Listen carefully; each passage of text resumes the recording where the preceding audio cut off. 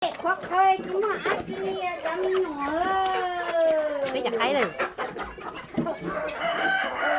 Oh my god, look at this, they are so cute. Oh my god, tụi con nó giờ tụi con nó nọ tụi con tờ nó ăn đấy mà nó đi đừng đừng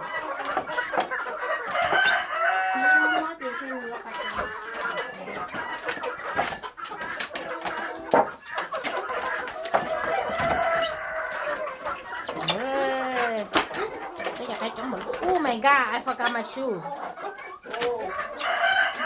Phải lẹp đây mà mới được đi.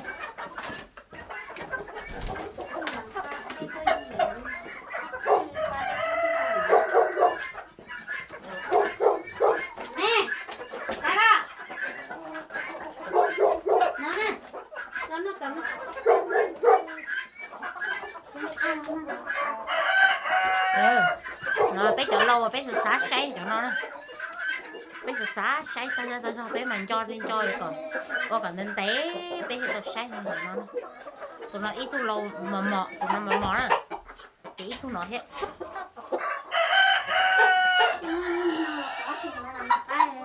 nó hết ít thu nó hết giống câu không dạ nên nó chỉ tao nên nó chọn tao bé chọn lọc đây ô nọ thổi chưa ô nó lụt thổi chưa cái này một trò chứ ô nó chỉ chết tớ rồi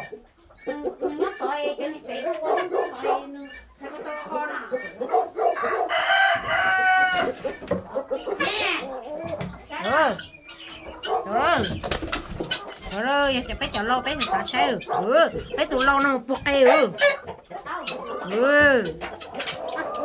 what's wrong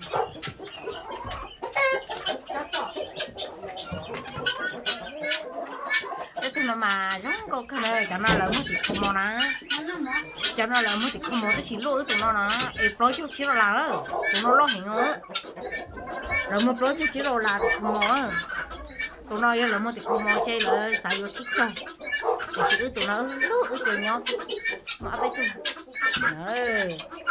này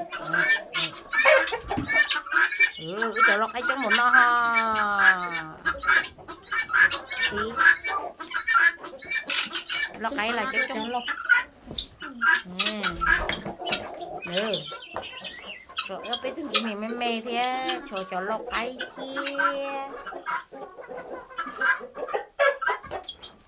một lọt ấy đâu chứ một bé tu lọt ấy đâu còn lo lại ít rồi lia ít tu ở tu bé tu plau tu chi tu lo lia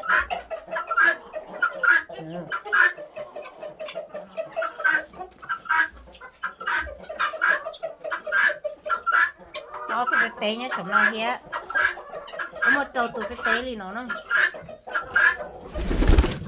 oh okay you come say hi to auntie yeah mister you say ha auntie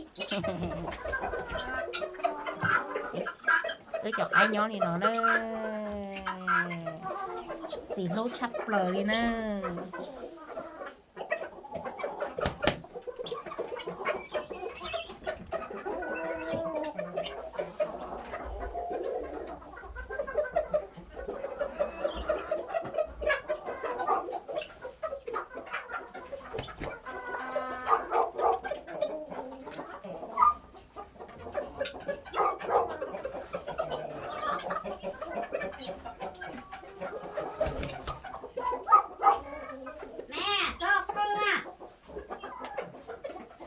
No, you don't have to come over here. You have to stay over there, okay? Yeah.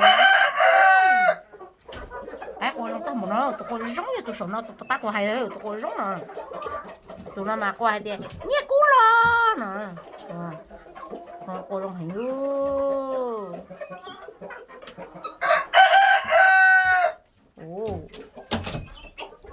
Thì con giờ tao có hàng cây sau nào tháo lẩu.